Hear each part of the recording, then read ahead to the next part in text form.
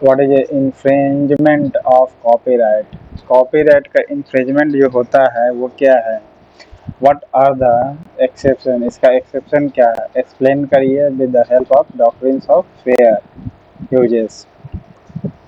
इसका fair uses के साथ बात करना है। देखिए, infringement of copyright occurs when someone uses a copyright work, यानी जो कॉपीराइट का उल्लंघन तब होता है जब कोई व्यक्ति कॉपीराइट धारक की अनुमति के बिना, ओके, यानी जिसने कोई चीज को बनाया है उसके बिना किसी कॉपीराइट वाली कृति का उपयोग करता है, यानी जिसने जो चीज बनाया है, ओके, जिसे हम कृति कहते हैं, उसका उपयोग बिना अनुमति के इस प्रकार करता है जिससे कि कॉपीराइट धारक को दिए गए जो अनन्य अधिकार है, यानी विशेष कह सकते अधिकार है, उसका उल्लंघन होता है।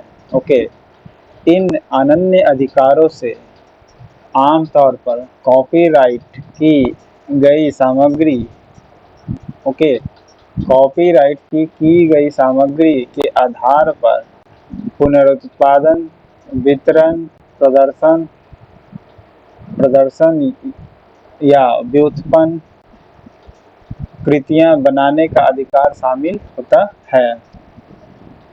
यानी अनन्य अधिकार में क्या क्या शामिल है? जैसे पुनरुत्पादन, ओके, यानी रिप्रोड्यूस शामिल है, डिस्ट्रीब्यूट शामिल है, डिस्प्ले शामिल है, परफॉर्म शामिल है, या फिर क्रिएट डेरिवेटिव वर्क शामिल है। ओके, क्रिएट डेरिवेटिव वर्क शामिल है based on the copyrighted material पर। ओके, यानी जिस पर जो अधिकार मिला हुआ उस पर वो व्यक्ति कुछ भी कर सकता है। ओके, क्योंकि उसका पर्सनल है। ओके, उस पर वो रिप्रोड्यूस भी कर सकता है। ओके, देखते हैं गाना का क्या होता है। सैया रे तू तो देखे होंगे कि पुराना गाना है, नया बनाया तो रिप्रोड्यूस हुआ है, ठीक है, डिस्ट्रीब्यूट भी कर दिया गया है एक फिल्म से दूसरे फिल्म में।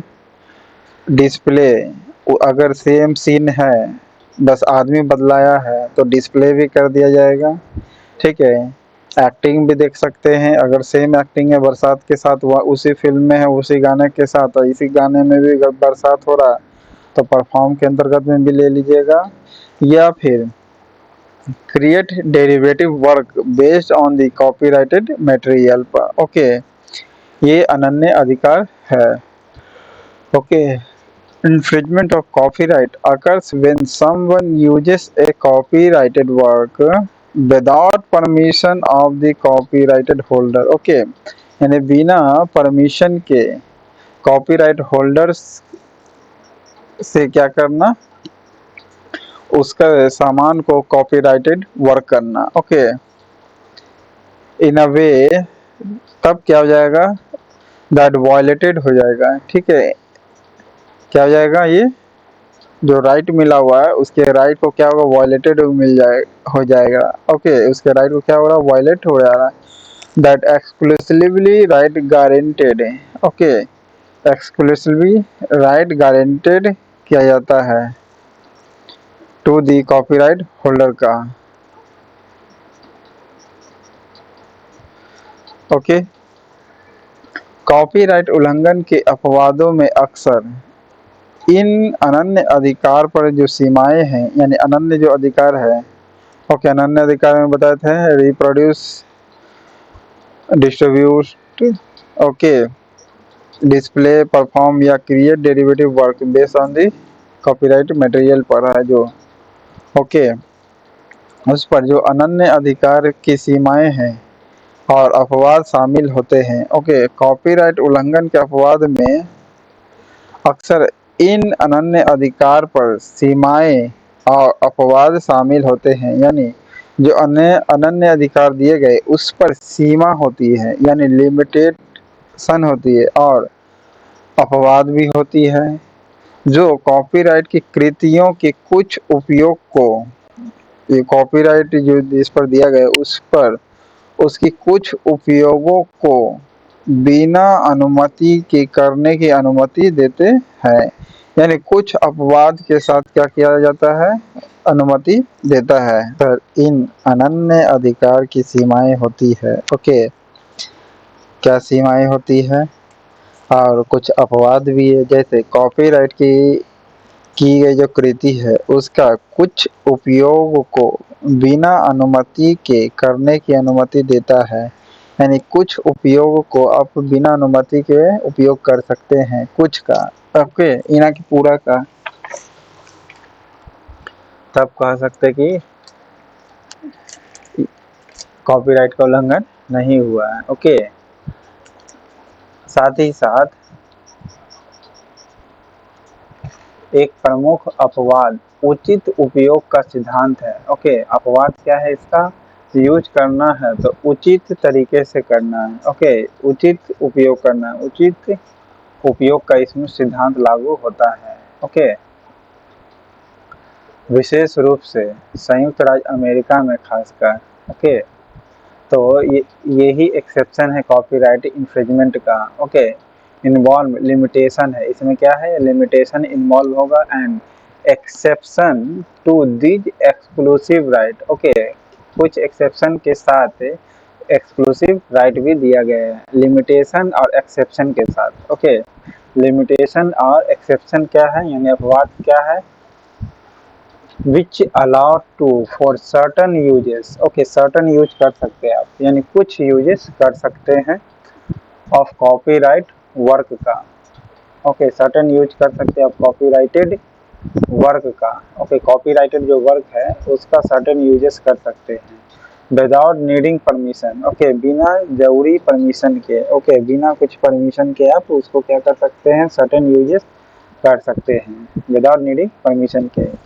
वन की द एक्सेप्शन, यहाँ पर वन की एक्सेप्शन है, इज द डॉक्ट्रिन।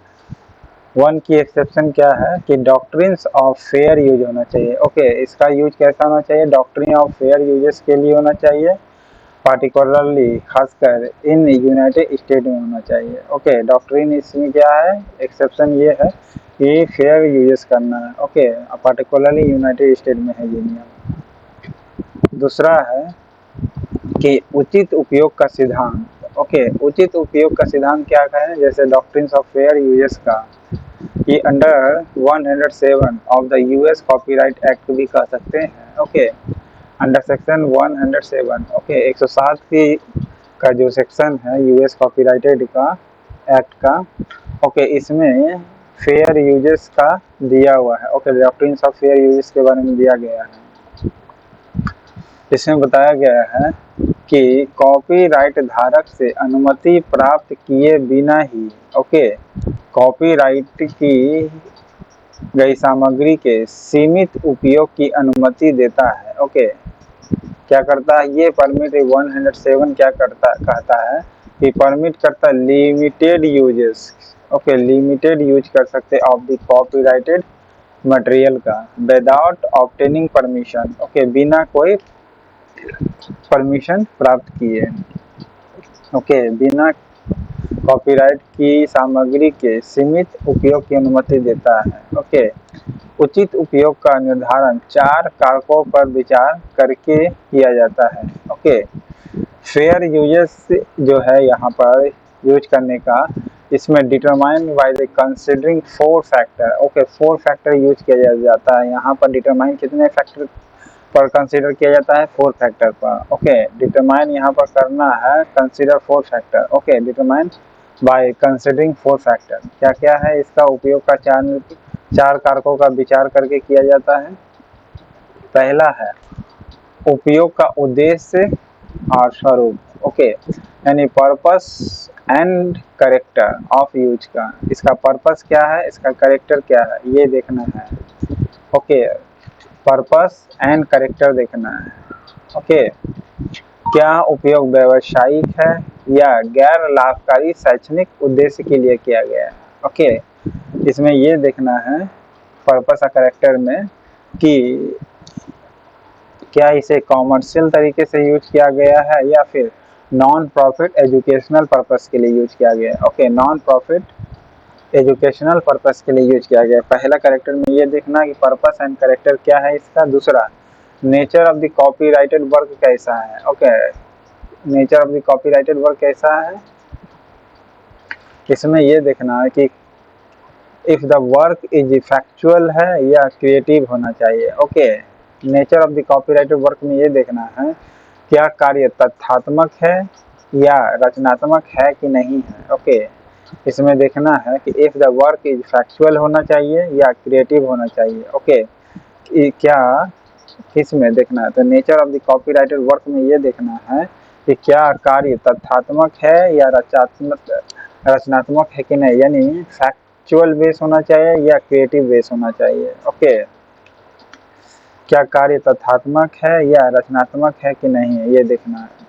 ओके, तीसरा देखना है amount and substantiality of portion used, यानी कॉपीराइट की भाग की मात्रा, यानी कॉपीराइट जो किया गया है, प्रयुक्त की गई भाग की मात्रा कितनी है और इसका सार क्या है। ओके, कॉपीराइटेड भाग की मात्रा कितनी है और इसका सार क्या है, ये देखना है।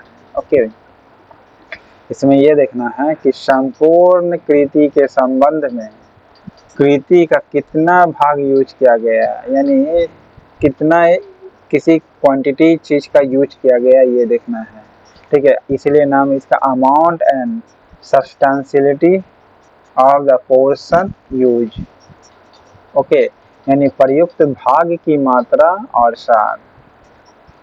इसमें ये देखना कि how much of the work is use, कितना उस पर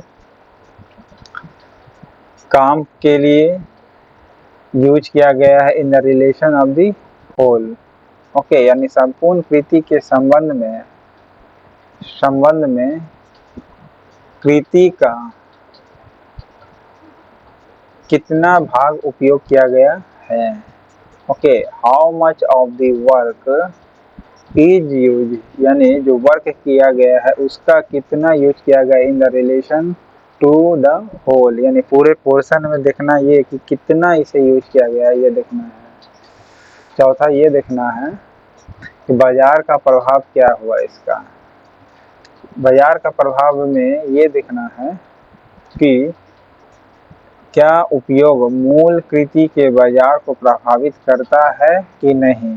ओके, यानी जो यूज किया गया है, whether the uses of impact the market for the original work, क्या ओरिजिनल जो वर्क किया गया, मतलब ओरिजिनल वर्क को कहीं इफेक्ट तो नहीं कर रहा है जो यूज किया गया है।